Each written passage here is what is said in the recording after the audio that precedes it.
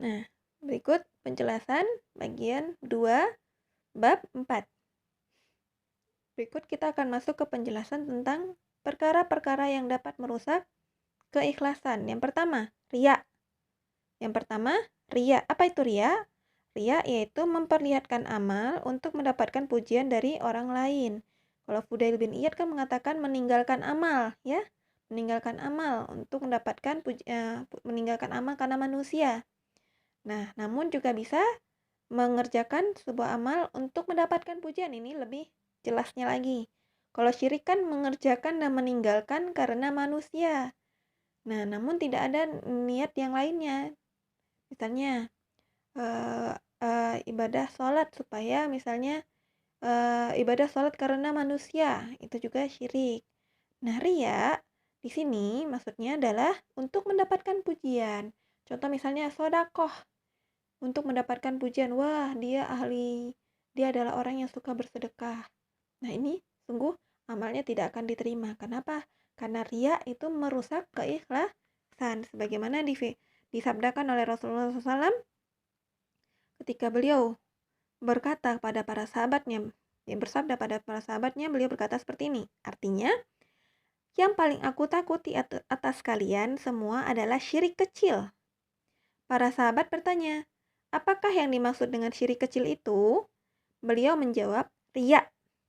Kemudian beliau berkata, Allah mengatakan kepada mereka pada hari kiamat kelak ketika dia membalas seluruh amal manusia, pergilah kepada orang-orang yang kalian berbuat riya kepada mereka sewaktu di dunia. Lihatlah apakah kalian akan mendapatkan balasannya dari mereka. Tuh, Allah tidak akan menerima amalan apabila itu adalah diniatkan untuk mendapatkan pujian. Misalnya, untuk mendapatkan pujian, wah dia adalah orang yang pintar. Nauzubillah min dzalik. Dan bagaimana caranya? Kita dipuji atau tidak dipuji, kita tidak mempedulikan hal tersebut. Yang penting kita melakukan sebuah amal ini untuk Allah. Baik manusia memuji tidak akan membuat kita besar hati. Ketika kita dicela tidak akan membuat kita sedih. Misalnya, dia bersedekah cuman 500 rupiah. Padahal uang jajan dia 50 ribu. Lalu langsung sedih. Besok aku akan sedekah lebih banyak lagi supaya mereka tidak mengejekku. Tidak boleh seperti itu. Itu juga termasuk riya. Dan ini juga termasuk riya. Dan kedua, apalagi amalan yang dapat merusak keikhlasan, berikutnya adalah sum'ah. Sum'ah. Sum'ah ini diambil dari kalimat sami'ayas ma'u, yaitu dengar. Jadi supaya amalannya ini didengar oleh orang lain. Misalnya dia baca Al-Quran dengan suara yang sangat indah. Supaya orang-orang sekitarnya mendengar bacaan Al-Qurannya, tapi dengan niat supaya dipuji. Nah ini, beda ya nak ya. Kita baca Al-Quran dengan indah. Kita berharap misalnya baca Al-Quran dengan indah nih karena ketenangan dan kita dapatkan. Karena Rasulullah SAW menyuruh kita untuk baca Al-Quran dengan indah. Dan Allah juga mencintai para hambanya yang baca Al-Quran. Walaupun didengar oleh manusia, kita tidak peduli. Yang mana kita harapkan malah semoga orang-orang yang mendengarkan bacaan Al-Quran ini juga mendapatkan manfaatnya. Misalnya manfaatnya dia mendapatkan ketenangan hati dengan bacaan kita, itu boleh. Misalnya kita membaca Al-Quran dengan suara yang lantang, supaya juga teman-teman kita juga mendengar dengan niat, misalnya supaya mereka mendapatkan manfaat dari bacaan kita. Misalnya manfaat bisa mengikuti bacaan kita, atau misalnya bisa bisa mengkoreksi juga bacaan kita apabila kita salah, itu boleh. Tapi kalau niatnya supaya didengar dan mendapatkan pujian, itu termasuk sum'ah.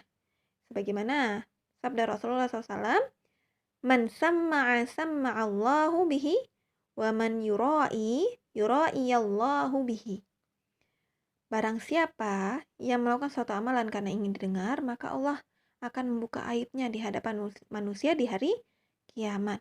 Dan barang siapa yang melakukan suatu amalan karena ingin dilihat oleh orang lain, niscaya Allah akan membuka aibnya atau celahnya di hadapan manusia pada hari kiamat. Namun sebilah min zalik. Jadi kita hindarilah perbuatan sum'ah ini. Dan yang berikutnya adalah nifaq. Nifaq artinya adalah munafik. Kalau misalnya munafik, perbuatan amalan yang nifaq. Kita melakukan sebuah amalan padahal kita benci amalan tersebut. Misalnya melakukan sholat, padahal malas sholat banget nih, malas sholat, tapi karena dilihat orang, akhirnya melakukannya. Nah, ini adalah nifak. Bagaimana juga beberapa para sahabat, nauzubillah min dzalik, dulu pada zaman Nabi SAW dulu juga banyak orang-orang yang munafik pada zaman Nabi Muhammad SAW, yang mana mereka menampakkan kecintaan pada Rasulullah, padahal dalam hati mereka membenci Rasulullah dan para sahabatnya. Dan ini Allah janjikan neraka jahanam lah untuk mereka.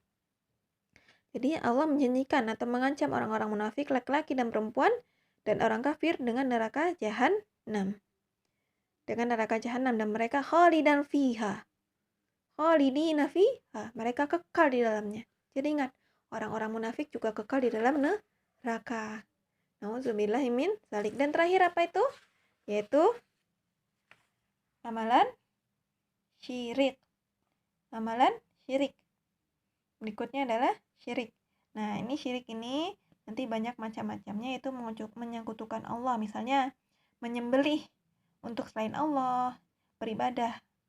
Misalnya sholat, melakukan untuk sholat selain kepada Allah. Misalnya sholat untuk jin dan lain-lainnya. Atau misalnya beribadah, misal tawassul kepada selain Allah, meminta pertolongan kepada selain Allah. Dan ini juga termasuk amalan yang dapat merusak keikhlasan.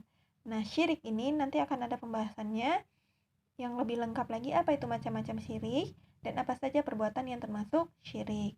Nah, termasuk di dalamnya seperti mempercayai ramalan. Bersumpah dengan sumpah-sumpah palsu, dan lain-lainnya. Nah, cukup sekian.